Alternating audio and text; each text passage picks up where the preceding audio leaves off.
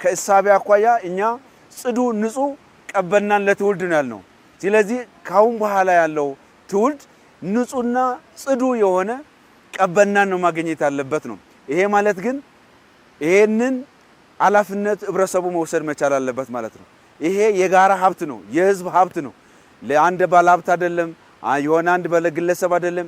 ስለዚህ የሁላችን የከተማችን ነዋሪዎች ሀብት ነው። በጋራ መንከባከብ አለብን። ቆሻሻ ላለመጣል፣ ፍሳሽ ወደ ወንዝ ለማልቀቅ የጋራ ሀብታችንን መጠበቅ ይኖርብናል። ልጆቻችን በገነባናቸው መነስተኛ ግድቦች ላይ ውሃው ላይ ይዋኛሉ።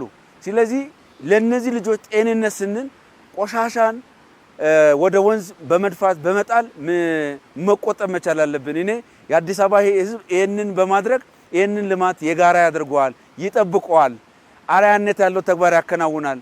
እንዳልነው ለቀበናን ንጹህ ቀበናን ለትውልድ ያለውን ነገር ሁሉም ሰው በተግባር ያረጋግጣል የሚል አለኝ ማለት ነው። ይሄን ስራ ስንሰራ በርካታ አካላት በዚህ ጉዳይ ላይ ተሳትፏሉ።